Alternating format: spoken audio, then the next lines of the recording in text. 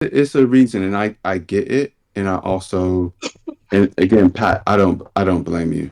Um, it's I think someone said it really well earlier. I don't know if it was Rob or someone or Simon or someone else saying how obviously it is a very old film done in a particular way. But I do find it kind of beautiful in its own way. And the fact that they shot what they did in 1968, I thought they did really well. And with the direction they took with everything, the references, how um, this film itself was pretty much a straight reference to a famous um, Japanese script writer or just writer in general who had an unfortunate end. He did kill himself like in 1927, but one of his stories also inspired one of Akira Kurosawa's films. Um, can't remember what is it called? Rashomon. The yes, thank you. Um, so I found a lot of little things kind of cool and what they did and little hints to things and even like one or two of the kind of samurai era type films Rob has picked where it's done from a perspective of the people of the lower society rather than those from above. And that's what the director did say. He he wanted to kind of do this from their perspective, but also he cared a lot about the gender inequalities that women went through. So instead of doing this more from the perspective Kurosawa did in terms of the kind of samurai ghost, he wanted the women to be the ghosts who were getting revenge. And black cats, Kuronekos, are usually depicted or were at the time as agents of revenge in different stories at the time. So yeah, I just thought it'd be interesting. That is Huh? cats all over, isn't it? Yeah, black cats and the myths around them, and familiar Sabrina the Teenage Witch. Just to throw that Well, in I there. mean, I was gonna make a joke about Catwoman, but like, okay, sure, that's not what I was gonna go for. Sabrina the Teenage Witch. That's not. Mm. Which is just finished watching Agatha all alone. That was interesting. Anyway, You might be um, the only person That who's mean watched it. bad. Yeah, yeah, you might be having watched it. oh, Uh, okay. Well, I won't spoil anything. It's as a side note, it is decent. Um, I know. What would you say, Camilla? It's it's a bit it's a bit wacky. It's a bit camp. It doesn't take itself too seriously. Like I think some people might be like, "Oh, it's kind of stupid," but I think it's supposed to be. My issue with it is that it it's kind of like it sets a lot of things up that are not explained, and that it's really annoying. That like we're like, "Oh, the last episode we'll finally understand this, we'll finally understand that," and you don't. But without those specific parts, I think what we do get is, I think the arc with what's he called, Billy. I Billy. think that's really good, and the whole kind of thing I was that gonna they say do don't is good. don't say names because that's the spoiler itself. Oh yeah, it is. The let's Not whole, let's. everyone's gonna watch Oh, it. whole well, thing that they I might watch it eventually because I got the Disney Plus. But let me ask you this as Okay. simply as this: It's is it better? Is it better than One Division? No. Or okay, that answers half of my questions. Okay, that's fine. So back to I this film. Yeah. one though, Hmm? in terms of like production and the performances, I think they are fantastic. Yeah. If not slightly better than One Division. I I I appreciate it mostly for the characters who weren't Agatha, and I think that's the kind of cool thing. most people. That's because he doesn't like Agatha, not because of anything specific. her, her character, not the actress. The actress did a fantastic job. Yeah, she did. But fortunately, most of the other actors get um a good enough time to really shine and show their kind of part, which is great. But I look forward to the next season of that called Vision Quest. Oh, However okay. years later that's going to be. Let's see. Yeah, so Vision Quest is going to be the last part of the story, of Yeah. her story. I mean, you say that until like someone comes back from the dead somehow again and plays a different character. That's gonna be a whole situation there. But like, anyways, we've diverted too much with Disney. So, like, this film is a interesting set piece. I feel like, have you watched this? You didn't watch this before, have you, Emmanuel? No, I only watched like a few minutes skipping through to check a few bits um just before I actually decided to pick it. But yeah, I didn't actually watch it properly beforehand. Because I feel like, especially with well, with the picks that you do pick, I feel like being either a Korean or Japanese sort of like horror-esque film, I thought this is definitely a sort of film that you would have picked beforehand if you haven't watched it before, because it seems it has its ideas, it has its lore, and it's got like it's a fairly like it's the story is very it's like quite simple. Bad things happen, ghosts, ghosts do bad other more bad things, rinse and repeat. But it's just like it's like because it's so simple. It seems a bit. It's no there's not as much like I guess depth behind it as much as I thought. There was it has a lot of like issues with the films at the time because like there was the one fight scene with like the one of the first set of like samurai that get killed, that the samurai was fighting like one of the girls. I was thinking, I feel like this is shot about the same way as One Cut of the Dead is. And it's just like, I just don't know if that's like, I just don't know if that's like a thing or not. It's just like, yeah, there's like, it's not bad film in itself. It's just a bit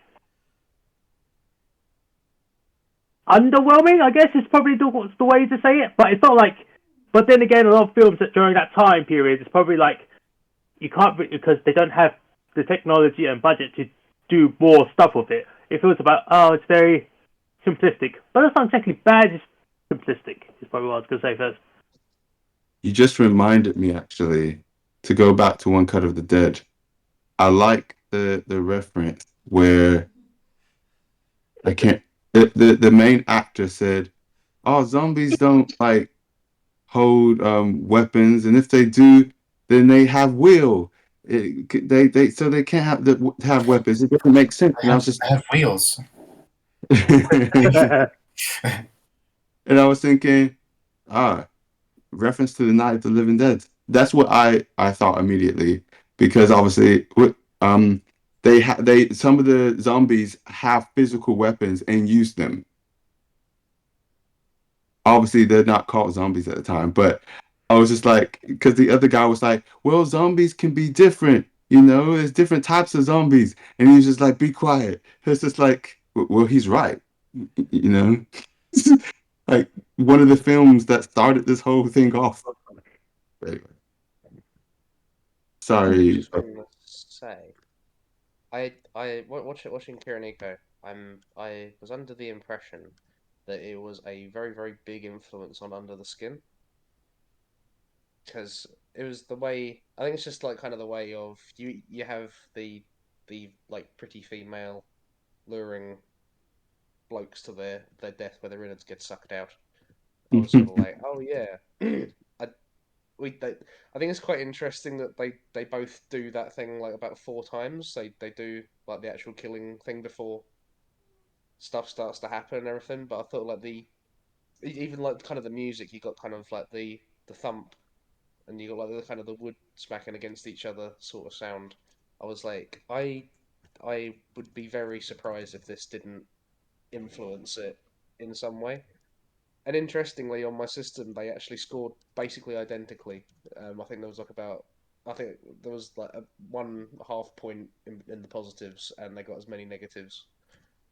And I was just like, that's pretty spooky. But That's really cool. That makes even more sense when you explain it like that. 'Cause I saw the message, but I was like, oh, but yeah, it's a good point. They both kind of do that kind of thing. I think the bit where I really saw it was when the guy's on like the horseback and she's kind of like leading him up to the house. And they were doing the similar thing where she was kind of like looking back and like he was just kind of like going forwards in a straight line kind of thing. It's like it was a very like similar movement in the two films. Yeah. you know, yeah, I was gonna try and imitate the music, and then I thought, you know what, Alec, don't try. It's better this way. I'm trying to think, was it a lot of kind of percussion music? I'm trying to think. Yeah, it was a lot of yeah, very experimental, percussive, and organic. Very much, it reminded me of like Jerry Goldsmith's music from Planet of the Apes. It's so kind of like visceral and very kind of like yeah, very minimal as well. It's just like the taiko drums and kind of like the woodwinds, and that's all it is. And it's just like built on that, and it's pretty cool. I thought it obviously is of its time, but it kind of made the mood and atmosphere really work for me because it's by a director that I was like I didn't know who the director was.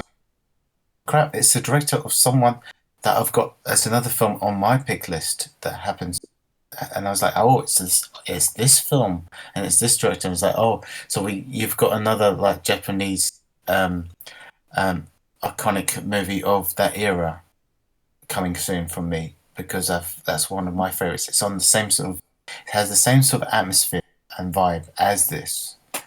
And even though I didn't quite like this as much as that, it just has that sort of like the director has this great idea of like using what he knows is like using like black and white photography and kind of like um, the way he uses the actors and the special effects of the time and the choreography of what they have using the day for night shooting to kind of make it kind of like very theatrical, but it's not too campy.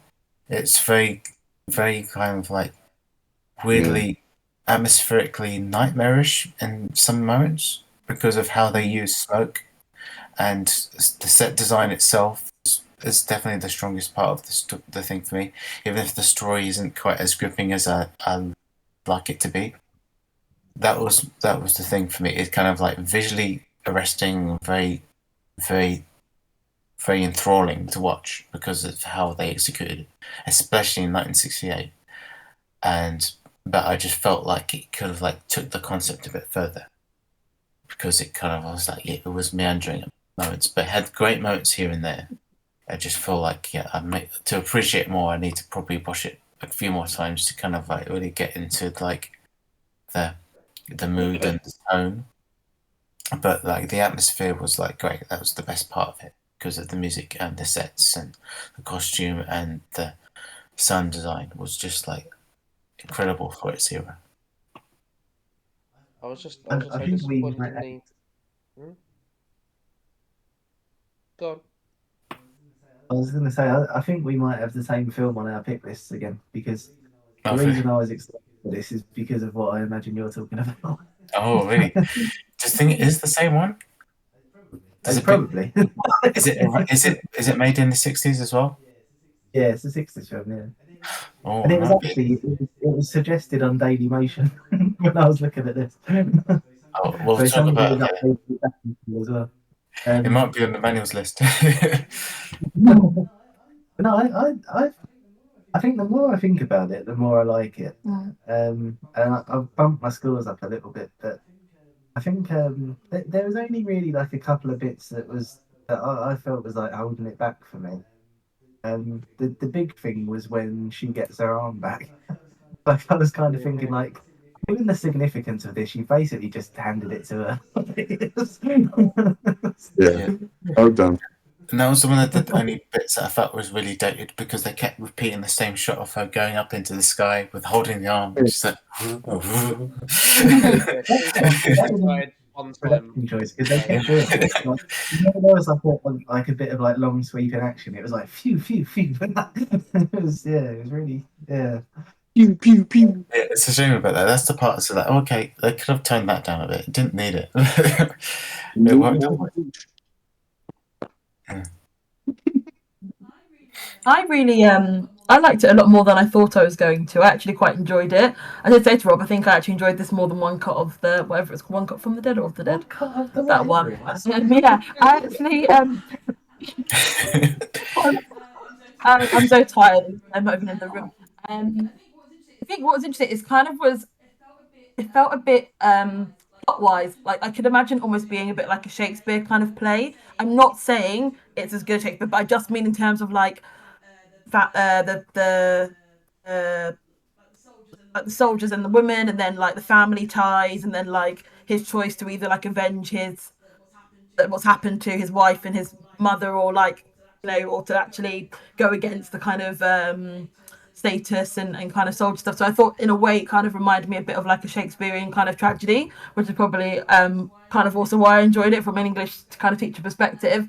The ending bit did let it down, I think, the bit where he was obviously in the isolation for 7 days. It was kind of like, come on, it's obviously going to be your mum outside trying to get in, and then when she came in, and he obviously just didn't recognize her whatsoever because she had her eyebrows covered. Like it just felt a bit like, come on. But I'd also kind of expect that from a Shakespeare play, like the same ridiculous. You just kind of like get on with it or embrace it or kind of forget about it because it's Shakespeare. You kind of let it go.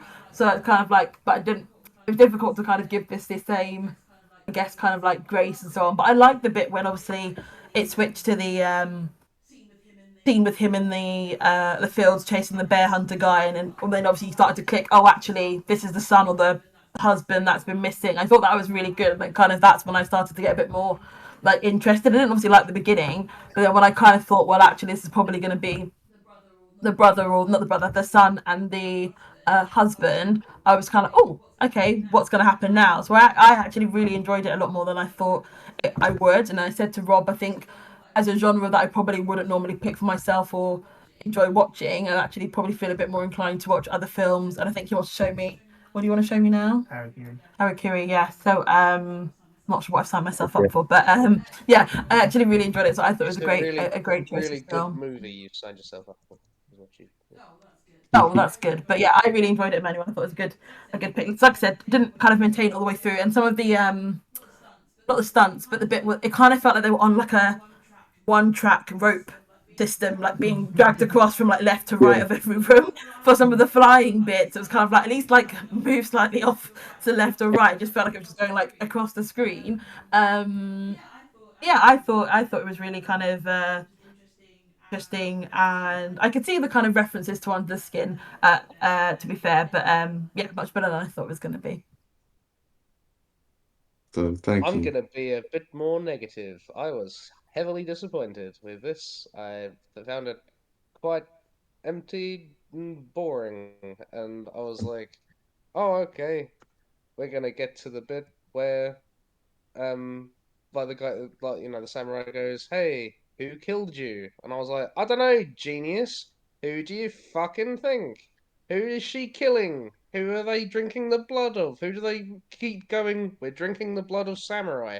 Who do you think might have killed them? I don't know." And yeah. And then I thought, okay, so eventually he's going to put it together, and like maybe, I don't know, he's stupid apparently.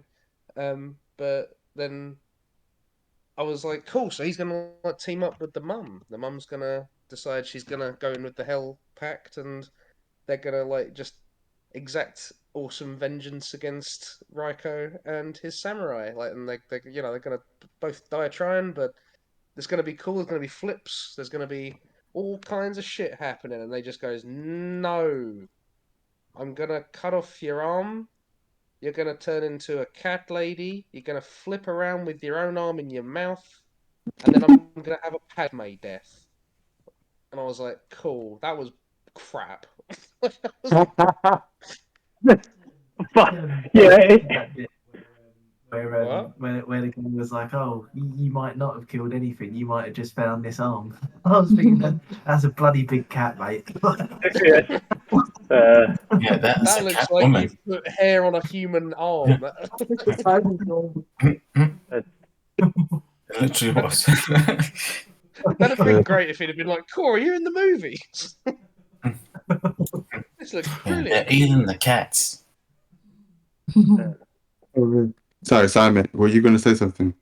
No, I was just gonna say, I feel like the characters being kind of like stupid to those sort of things are kind of, as Rachel was saying, is very similar to Shakespearean things. It's like, oh, what has Val done? Oh yeah, I've done die this, and it's like, oh right, yeah, it's very like overly done because there's a few scenes with the mother and daughter where there's actually two sets of scenes. It's the when the mother is dancing, and like where the mother and like the wife are like talking about it, and she like throws herself to the floor and cries, and it's like on the stage. I was like, is this based on the like a No play, Noh? It's like one of those like plays with the masks, and I was like, oh Um, right, no wonder it's so overly fucking dramatic. Where she literally throws herself onto the floor to cry, and it's just like, oh right, it's because it's a stage play as well, probably, and it's like done for the emphasis. But it's just like, I don't know. It feels like it's like you could watch. I guess you could watch Shakespeare and like enjoy like the context and the style of the play, but actually watching it on like stage, I feel like sometimes it doesn't feel like it feels a bit like forced. I don't know. It's just like Do you imagine being the mum in that situation where she's like the lady's just like throwing herself over everything and she's like, all right, at least you got the option of 7 days of shagging. I got fuck all. Like, in the most literal sense. But it's just like actually, I wonder. I do wonder if the 7 days thing it started here and it slowly evolved into the ring, where it's like 7 days. Are you gonna fuck me for 7 days before you kill me? What's happening? What's gonna happen? I was like, oh well, no, different sort of 7 days. Yeah. It's like, yeah, I let me just mean, get this out of the way. Are you a cat or a ghost? yeah. That's your most pressing question. Okay, that's fine. but it's like, If you, yeah, maybe there's some tropes. I'll say again, Emmanuel. oh no, you finish. You finish. Oh no, yeah, I was just gonna say, I feel like there's sets of tropes that probably started from this film because of how old it is, but I don't know how it goes, to be honest. Yeah, I was going to say if you want to watch or rewatch Ringu, the original Ring, yeah, I mean you probably have Shudder. It was recommended to me after I watched One Cut of the Dead. And I was just like, oh, that's Ringu. Huh. It has a different artwork than I remember seeing back in blockbusters in the like early 2000s when I watched it. But anyway, um it's interesting to hear like what you say, Alec, because that is like it's like the epitome of a modern take on this film, and also from like a more Western viewpoint. Because Mm. when I was watching it, I was kind of trying to think about it from the viewpoint of someone maybe in the Japanese culture and maybe closer to that time, and especially some of the films Rob has picked, and I think this has kind of helped me imagine it more, is the fact that when she keeps saying that the samurai this, the samurai that, he's grown up pretty much like all his life, not what while he's been in a disadvantaged situation. And now he's in this very fortunate situation where he has wealth, he's comfortable, he's living. The even the idea that the samurai would do such an injustice and just kill some random person or that they feel like they would do this kind of stuff doesn't make sense to his brain because Mhm. the people they're seen as the heroes. They're basically the Avengers. And they're kind of I know it's a funny comparison. No, but he's I told that, mean, isn't he, by Ranko? He says like we're the ones that protect like noblemen and kind of so on. He's kind of that status is reiterated, isn't it, of the samurai I throughout. thought you, I thought you meant he was going to go like, I'm like Iron Man, and you're like Captain America. He's like Thor over there. Oh man, that'd be too funny. I was But just but I was like, yeah, what the fuck are you talking about? but yeah, add on to what Rachel was saying. But then he goes on to the, oh yeah, but like peasants, they aren't humans. And like Camilla was like, we was talking about that part, and she was like, yeah, well, that's definitely what you don't say. Like, this is the problem. You obviously don't see that you're the problem. And Mm. that's where it starts kind of unraveling his head. Most of what I've known most of my life is a lie. Like, oh, there are like really bad samurai who are capable of doing such terrible things. And it's like when he keeps asking her, he knows he has a good understanding of probably what happens, but he can't accept it until she actually directly says it. And it's also an interesting thing where because in Japanese culture and language, it's indirect communication and saying things indirectly is so important. It's the kind of the main way a lot of people will try and communicate things. They won't try and be direct. They will very much say it indirectly and be like, "Don't you get it? Like this is how we communicate. This is how we do things." And but even though he knows, he's still in denial because he can't reckon with what must have happened unless maybe if she directly says it, then I can make myself believe that this really happened. And it's like when he goes through the 7 days kind of thing. It's like he wants to kind of distance himself from that and like kind of go, you know what?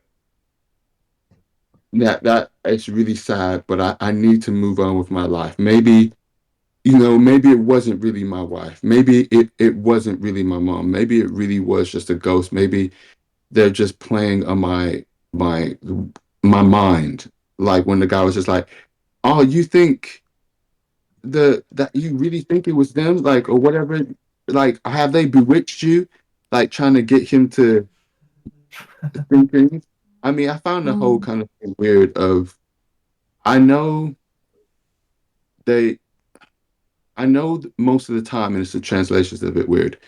They were thinking it's yokai or yokai in a way. They're thinking it's a kind of physical demon, kind of a physical beast. Even though we know this is a ghost story, they don't. When the samurai were kind of deemed to deal with it, they weren't thinking it was actually a ghost, a proper ghost. Otherwise, they would have just got a shaman or someone involved.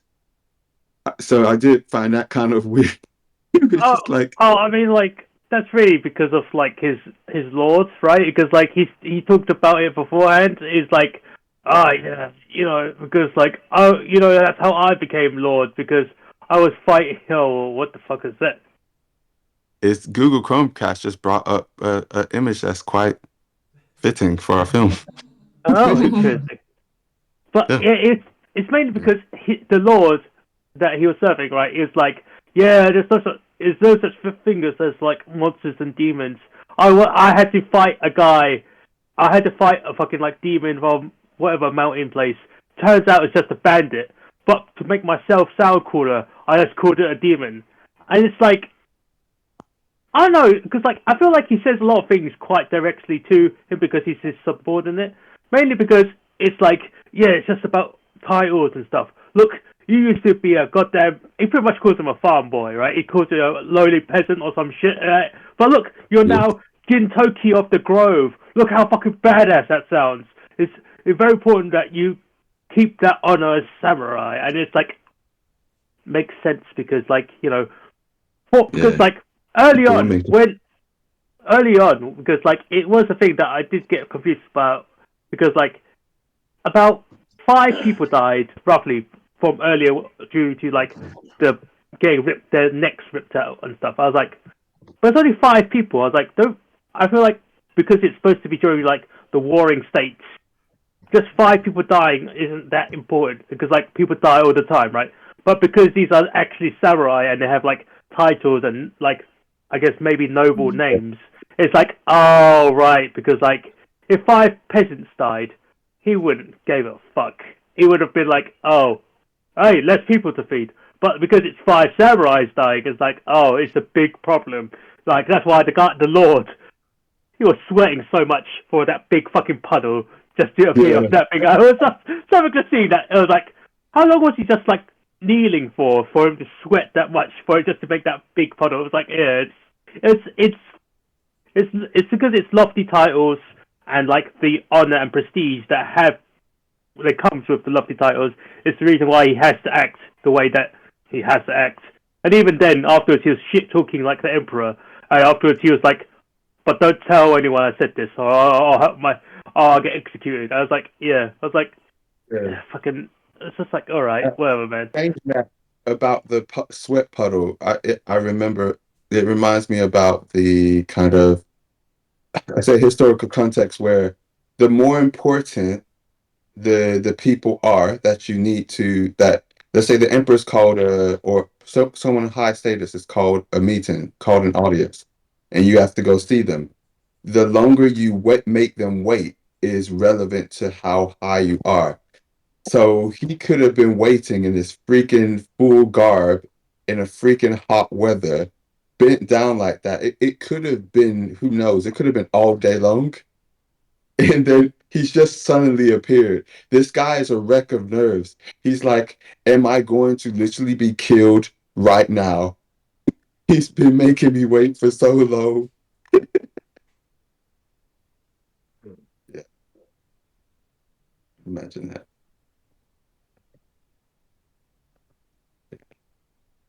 Yeah, I should say I was being a bit flippant earlier. I did on the second go around. I was like, actually, yeah, he would like samurai would be like a cult of personality kind of thing, where like if you finally got to the point where you were a samurai, that would be like the highest honor like of your life, and that's not only why he wouldn't want to give it up, but it would also be why the mum wouldn't try and suggest it because like he's got a living that way.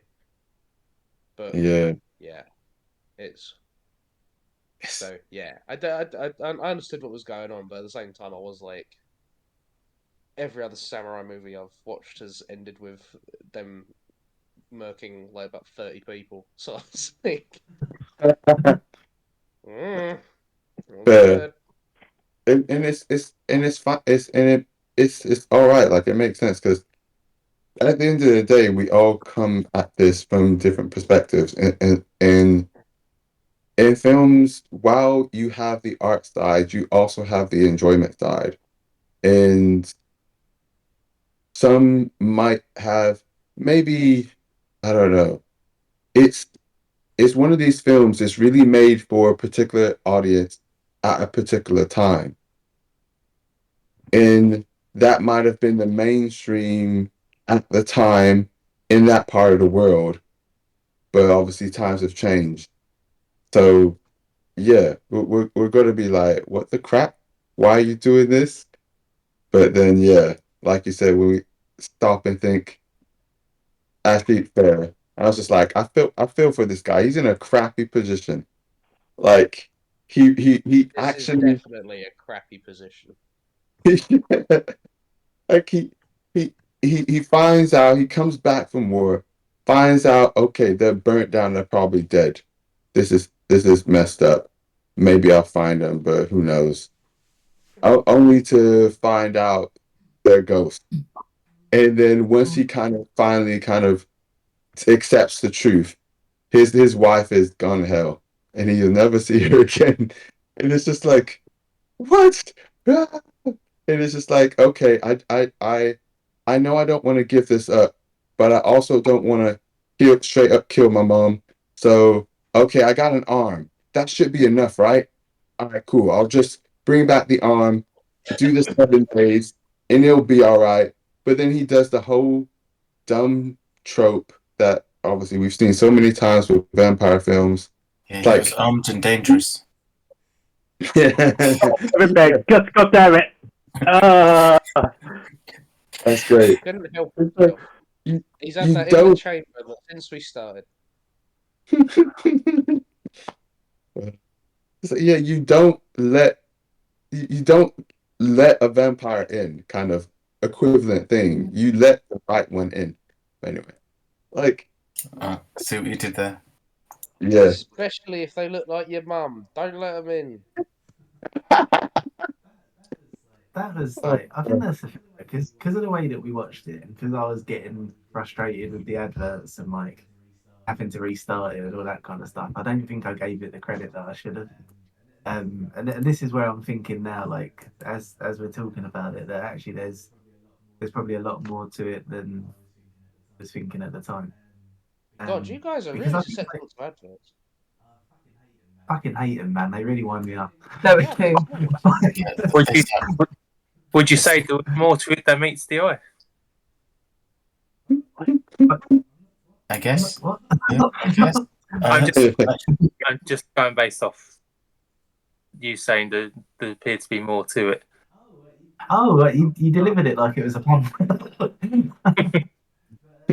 But, yeah, no, I think because I was getting annoyed by that, I kind of like I got myself into a state where I was kind of going like, no, hang on, they're completely justified in what they're doing, and he's on the side of the oppressor, so fuck him. And now I'm actually like thinking about it. I'm like, actually, yeah, as an individual, he is in a really shit situation. and sorry again, like I didn't realize because I almost always using the VPN, which blocks a lot of ads. I didn't actually realize that, oh, there was tons of ads or some ads until To you be fair, guys were saying I should it. have been more organised anyway because I was gonna get the Eureka release on Blu-ray, and because it was on Amazon, I left it until like yesterday because it was on Prime. But for some reason, even though it was on Prime, it wouldn't have come till Wednesday. Well, yeah, we should have watched it last week basically, and then would have solved all that. saying that I don't know what it was, but the thing is this happens to me quite often.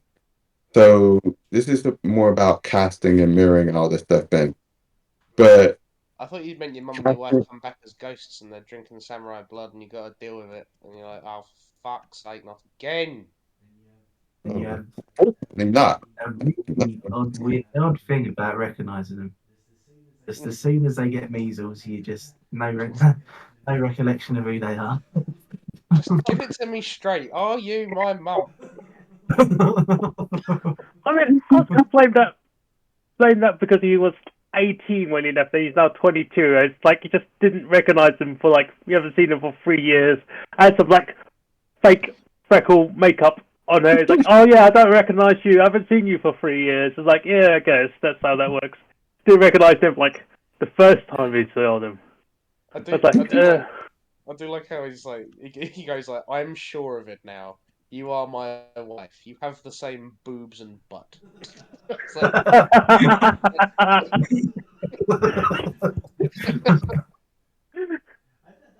That's really I funny was, though, because I imagine in like 1960s Japan, people were like, "That's a really profound line." I wasn't sure of it when I saw your face. However, this has cinched it. This is your butt. Yeah, I think you're right, Rob. Because even in the way like he was saying, I want to ravish you, devour you, all that kind of stuff. They in Japan as well, they have an interesting way of they don't tend to like saying I love you directly.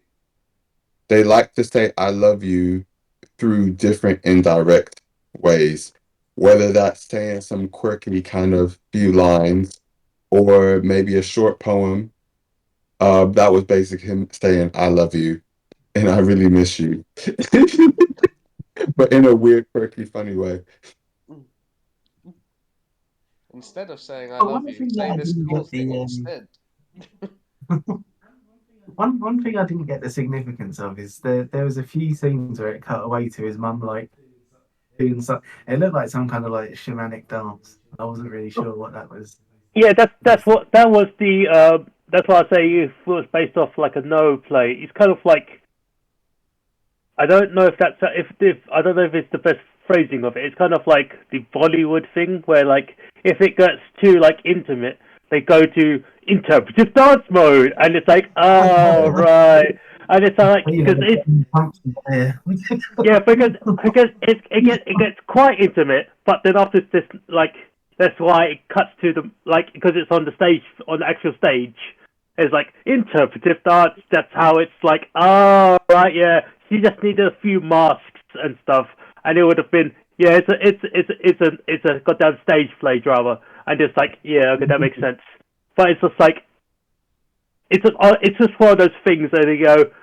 I get it because of like the time period, but it's just like yeah, it's just like it's not a thing that I guess modern audiences would really know about. So it's like oh, it's a I, cultural thing. I just took it as dance the dance of the sex of doom. I just thought, oh damn it, Well, no. I mean like that's I mean like technically that's how they do it with Bollywood again, but like it might be. Doom sex, it's a high risk, high reward situation. I say, Oh, bro.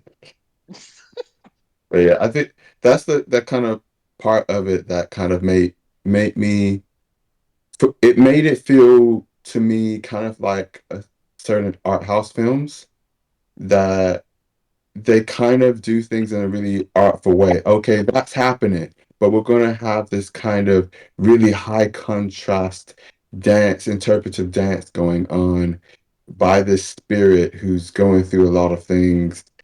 It's just like, yeah, okay, cool. And even, oh, thanks. Even the kind of things where there's multiple poof, poof, poof, poof, kind of things and whooshes. Um, I I I think I kind of liked it, but it also just made me feel like I was watching like some kind of like Simon was saying, like a no performance or an art, I don't know, like some arty art installation or something like that. I did I don't know. It's yeah, it's an inch like Simon says, we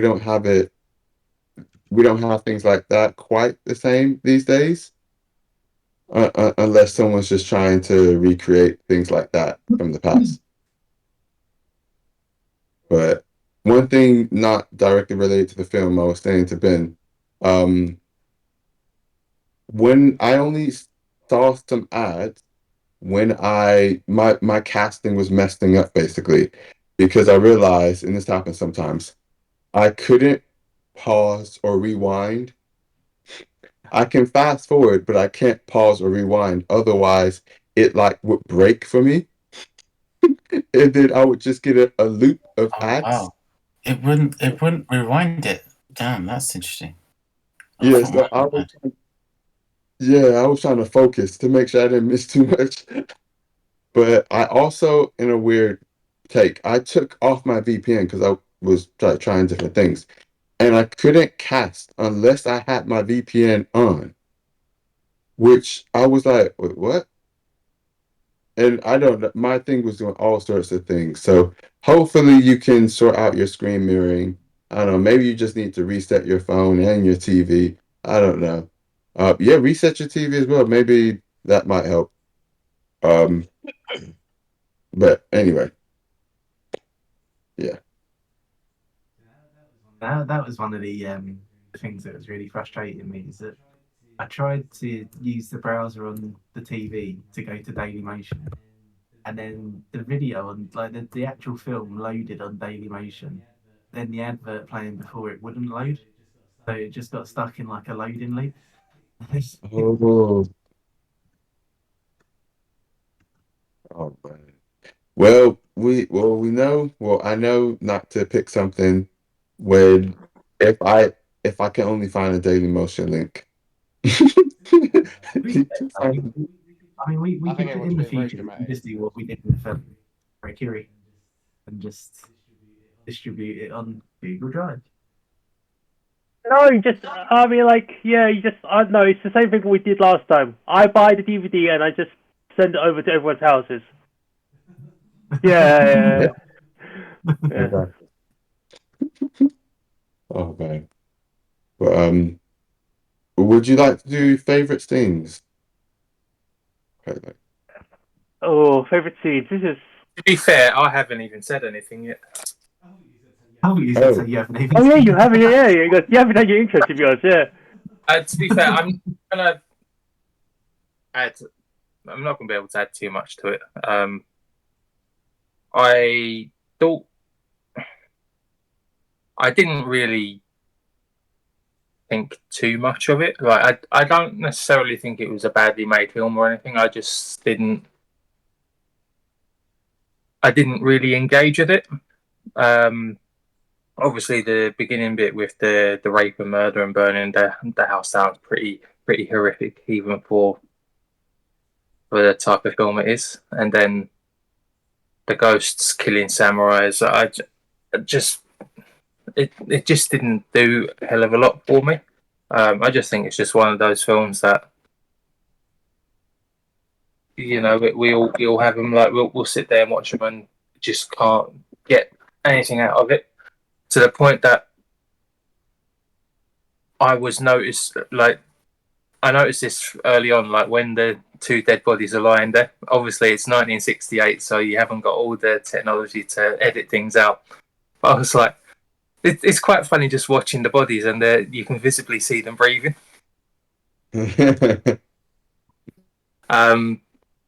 But a lot of my enjoyment got sapped by the adverts. Like, obviously, I didn't even think about ad blockers at the time. I might go another point, but yeah, I just don't think it was necessarily my kind of film. I don't necessarily think it's a bad film. Just didn't get on with it. And while we're on it, I don't really have a favorite scene. So least favorite? see, even then, like, there's nothing like I can think of, like, because usually if it's a film that I absolutely hated, like, I could think of several bad scenes, but it's sort of one of those that's sort of in the middle for me. I suppose if I was going to pick anything that was my favourite scene, is seeing dead bodies breathing, but that's a technical issue with the time period that it came in. So I wouldn't even mark it off for that, because that'd be pretty shitty if I did. I appreciate the pick though. Like, the samurai era needs to be explored more by film watchers in general. So I think the more of that genre that we see, like, Film Club has sort of given me quite a few that I hadn't seen before. Um, so it's just another one for the checklist. I mean, like, I think it really depends on like how cheesy you want to do your samurai films. There's like you got really top ones like what Rob picked with Harakiri. Then you have like Kill Bill levels of like cheesy, or it could be like in between half and half and have like Lady Snowblood, which is like, oh, it's a good, it's like, but it's sometimes a bit cheesy. So it's just like there's a fine balance between it because like Simon, you're missing another important one, Samurai Jack. that's that's a whole other conversation in itself. He's not really a samurai technically, but like in any case, it's like there's fine balance. I feel like these films have we probably could pick a few better ones but it's like actually no, you've picked quite a few better ones. So it's kind of like everything else can just be a bit too cheesy, and it's like we'll see how it goes. But my favorite scene for this particular for this film, it's not even really like it just I don't know why it was shot this way. I mean, I kind of understand why it's shot this way, but it's just done. My favorite scene is a bit weird. Where he finished killing the bear guy. I think is how he described him with the guy with like the iron club and stuff, and he's taking them back to the Lord, and he's like standing in front of the Lord. It's okay. The shot where it's like of the Lord, then it shows his face, then it shows the lady attendants, and it shows us like his clothes. I was like, okay, I see. But then after it shows like direct right in front shot of his crotch, and I was like, wait, what? Then after it shows another shot of his nipple, and I was like, And his feet. I just like confused by it because like if you just showed his face, his like unkept dirty face, and like then after his like unkept dirty clothes, I was like, right, because he's like a peasant, but he still did the good thing, and he's like evolved into a samurai. That was fine, but just suddenly a crotch shot for no reason. I was just like, what? That's like, I just didn't understand it. It's like a very odd like shooting scene, and it's just like, okay, it was odd because like the next scene after that where he's getting cleaned and like it cuts into like the water running down and he's like getting like freshened up and like starting anew as a new person. I was like, that makes sense. The scene before it made no sense, but it's really stuck into my mind because of how little sense it made, and it's like, this is stupid. But it's like, yeah, it's like it was so stupid. It's just stuck in my mind. It's like my favorite scene because I just hate it. That's like, yeah, that's it. Oh, that's funny. When you were Yeah. saying, I remember thinking, but I think maybe it was the director trying to show it from the point of view from the ladies looking, going like, wait, who's this guy who just randomly showed up?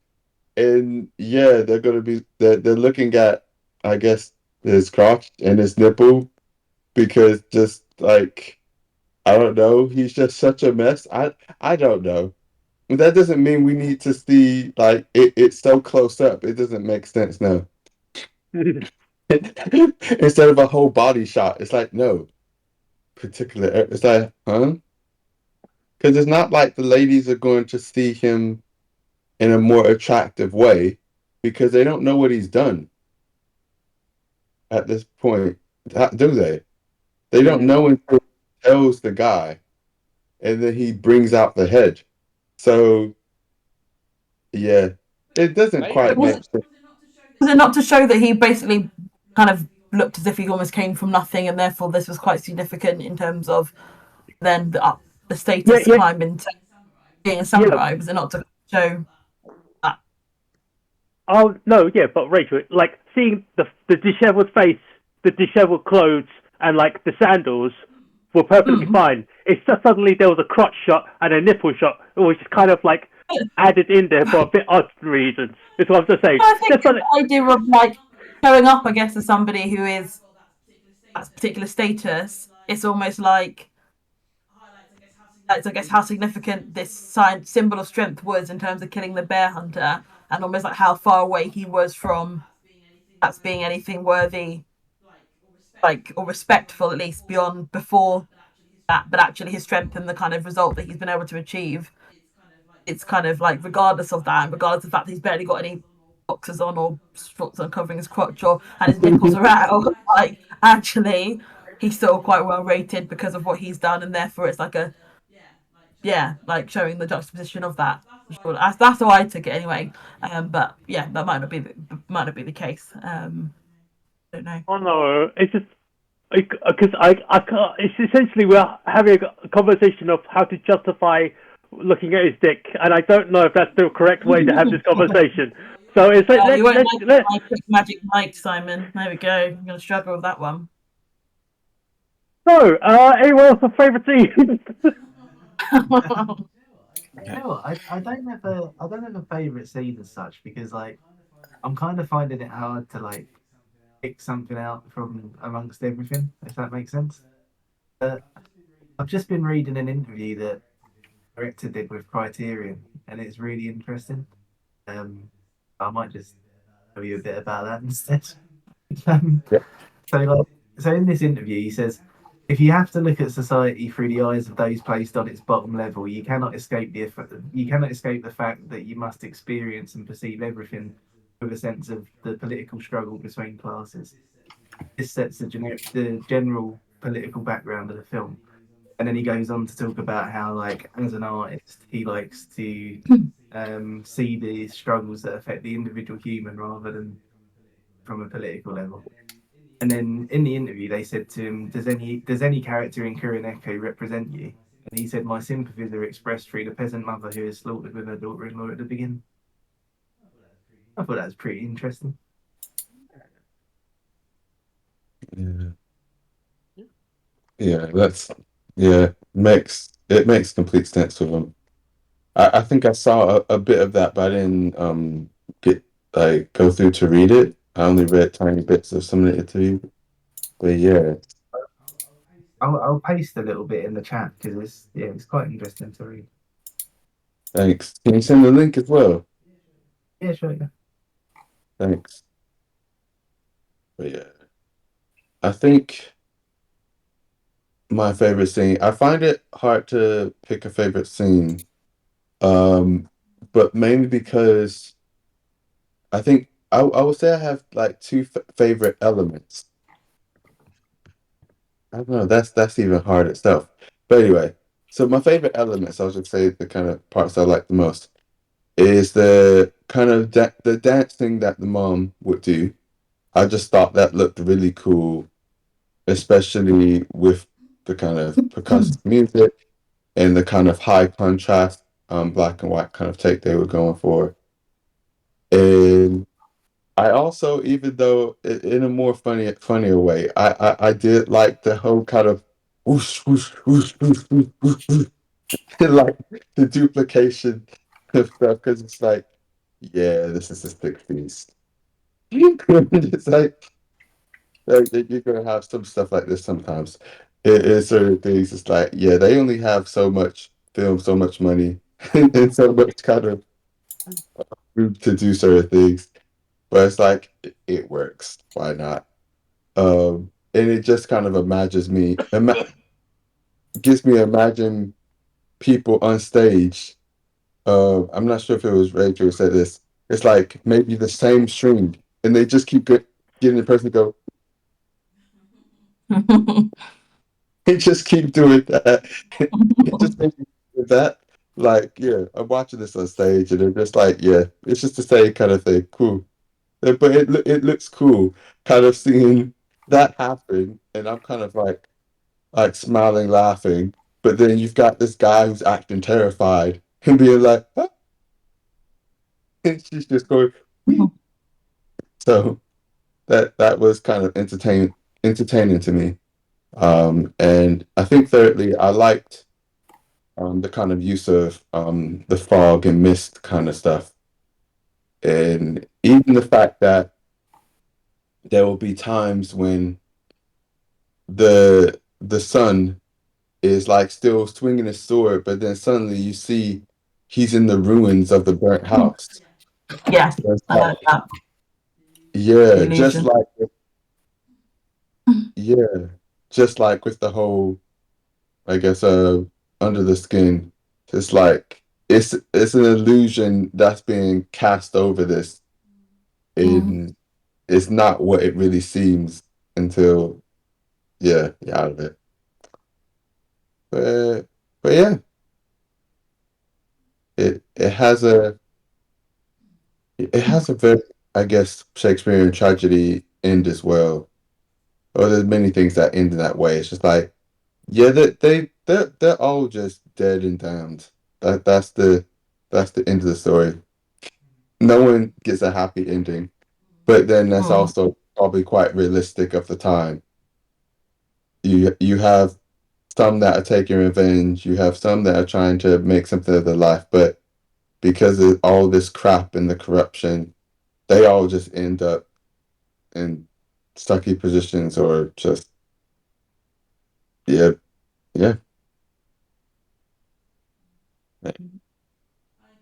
I agree with you. I kind of like the or two bits that stuck out for me was the kind of bamboo trees, I guess, and then kind of seeing this illusion kind of being built for the men that were lured there as well. I thought that was really kind of quite nicely done. And then, like I said, when you see the kind of moments where I think there was a couple of times. I think in the first, I was lured there by the wife. You kind of see her hand become like hairy, kind of as she's pouring the or furries. You kind of as she's pouring the tea, and you kind of see little snippets of things not kind of seeming what they appear to be as well. And then, like I said, the kind of moments where the house kind of maybe faded away, and actually you just see that it didn't actually exist, or they were on their own.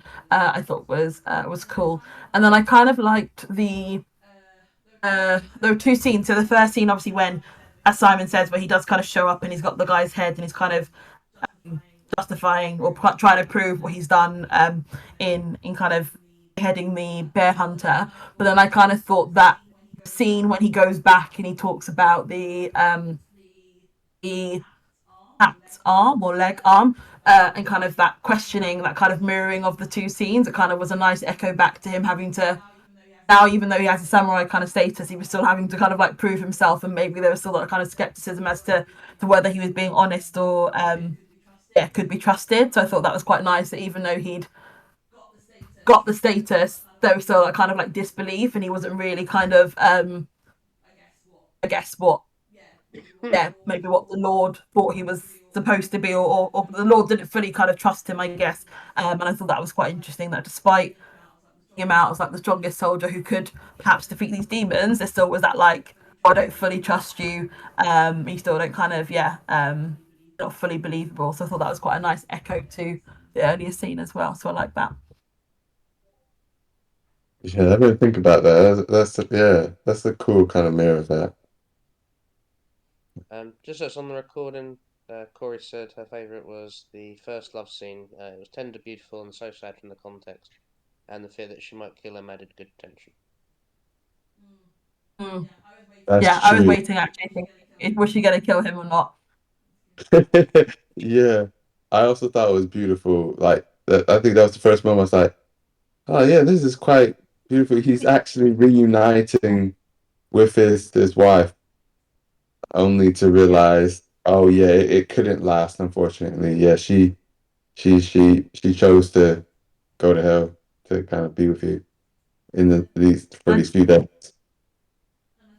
And I think, as Ben mentioned, I think so you Ben about the music. I think that was like one of the only kind of times where you maybe heard like I think the harp kind of came in. It actually was quite like quite a stark difference in music in that particular scene of the kind of love or the romance. So I thought that was quite particularly noticeable and kind of added to I guess the kind of tenderness of that scene, as Corey mentioned as well. So it's interesting how they use the music there.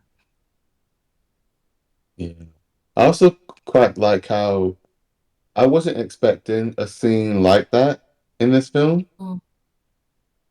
with the nature of it and like what's going on. And it's like, oh, this is a nice surprise. Yeah, I'm liking this.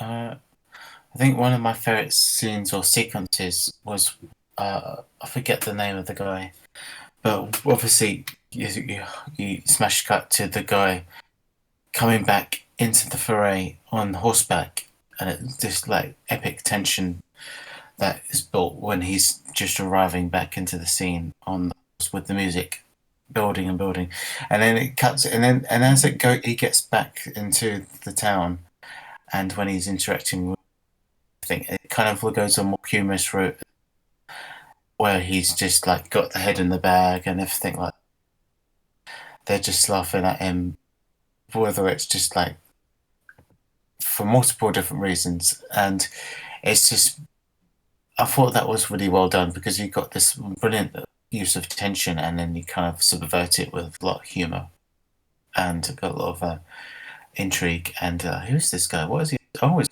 head. Oh, wait, he's doing this, and it's like I thought that was really an interesting character introduction in a way, just for how he is and how he's portrayed and how he's significant for the rest of the story as well. So I thought, yeah, that was the most impactful moment.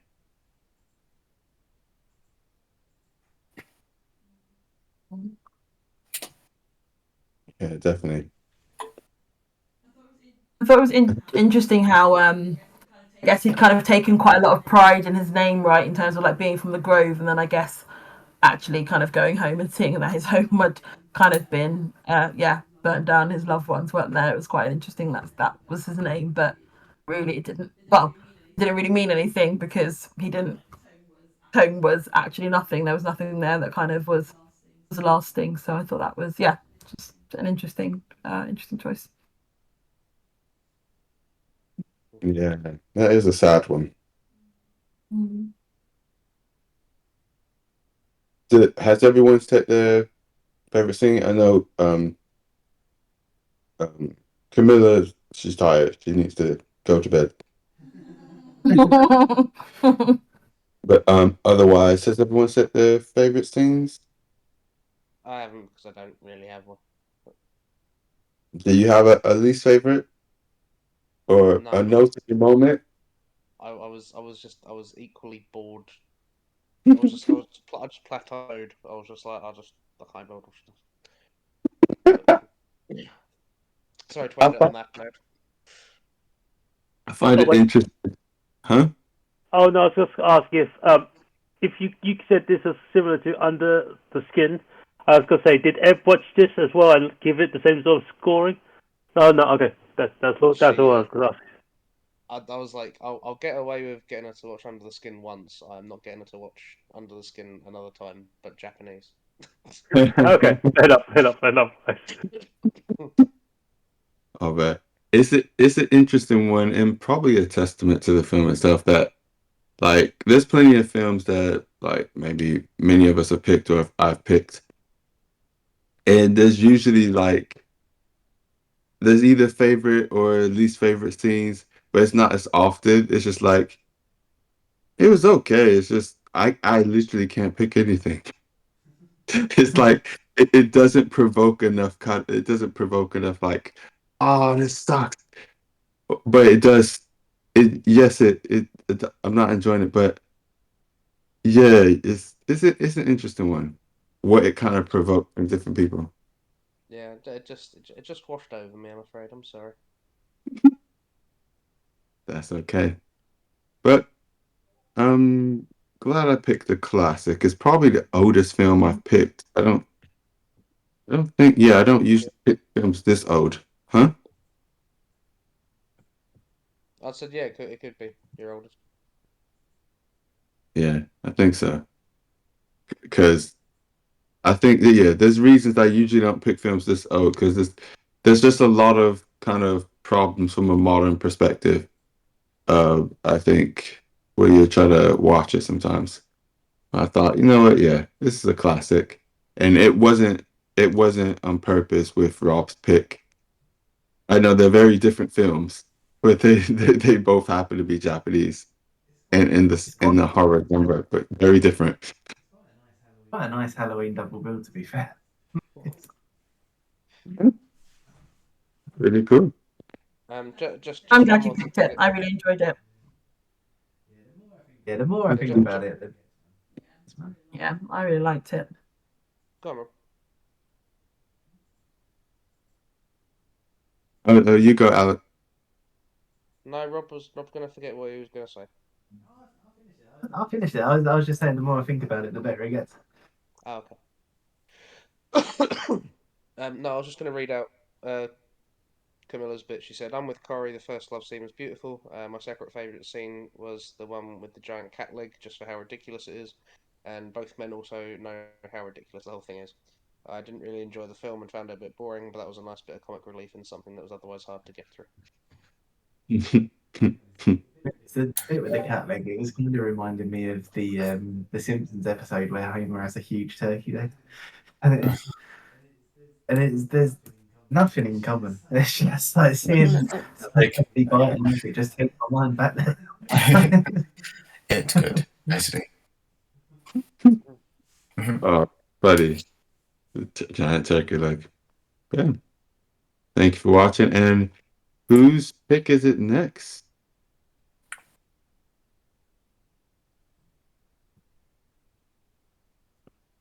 It is mine. Yeah.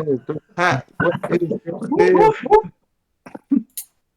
So we're gonna have some relief. It's not a heavy film. It's an English film. It's easily found. It's going to be streamed. Sorry, Emmanuel. I didn't mean for that to be a shot. Shots fired. It's a film that's highly regarded by a good chunk of film club, past and present. It's celebrating its 40th anniversary this year. It is the Ghostbusters. Who are you going to call off? I've never seen Ghostbusters, to be fair. Nope.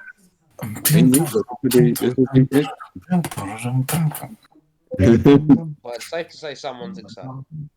10 out of 10 for the soundtrack. It'll be cool to see the film. But obviously, it's referenced so much. It's in so much pop culture. But I've never taken time out to actually watch it. Oh, wow. Cool. See? Only one. Maybe it's a black thing.